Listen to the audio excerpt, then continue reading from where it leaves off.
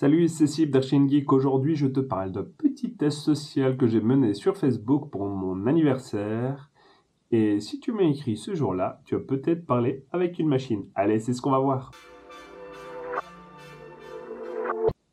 Facebook et ses vœux automatiques.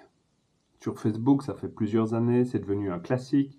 Tu reçois une phrase suggérée pour souhaiter un anniversaire et souvent tu utilises tel quel. Résultat, j'ai reçu plus d'une dizaine de fois exactement le même message, même texte, 3 emojis, aucun effort.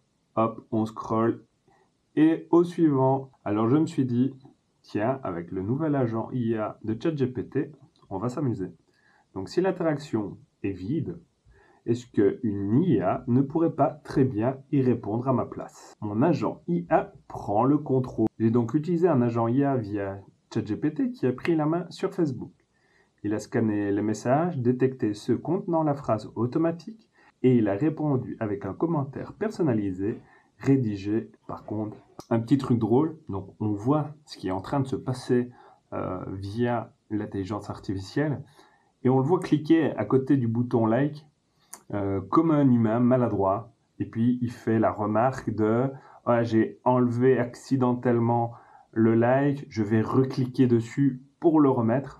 Enfin, j'ai dit drôle, c'est surtout flippant. Les réactions des gens. Et là, surprise, certains ont réagi.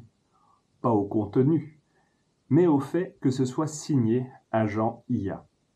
Là, d'un coup, l'interaction devient intéressante.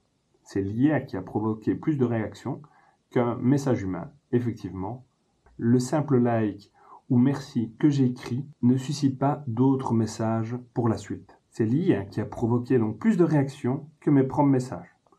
Comme si la machine avait réveillé ce qu'un copier-coller avait tué. L'IA n'imite pas l'humain, elle le remplace doucement. Ce n'est pas une automatisation basique, c'était bien une intelligence artificielle autonome. Elle a pris les commandes, lu, filtré, écrit et interagi, même si je lui ai donné quand même des consignes. Elle a parfaitement joué le rôle du jeu social, mieux encore, elle a du mal comme nous, avec les clics approximatifs. Est-ce qu'on en rigole ou est-ce que ça devient flippant? Une interaction qui n'en est plus une. Ce qui me frappe, c'est pas la technologie, c'est le fait qu'on interagisse déjà comme des machines. Et ça, on le sait sur les réseaux sociaux, c'est un fléau depuis plusieurs années.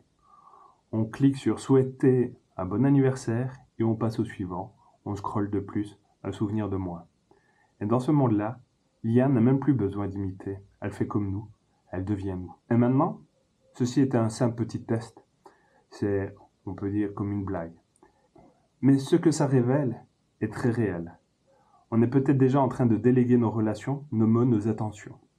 Alors, est-ce qu'on continue comme ça ou est-ce qu'on prend le temps de réécrire nos interactions? Ce qui vient après, pour ma part, je vais continuer à explorer cet agent IA, mais pas pour répondre à vos anniversaires. Je veux voir ce qu'il peut m'apporter dans mon métier, dans la gestion de mes dossiers et de mes mails, afin de gagner en productivité. Si ça t'intrigue, abonne-toi, on va creuser ça ensemble, et si tu commandes, fais-le avec tes vrais mots. Allez, tchuss!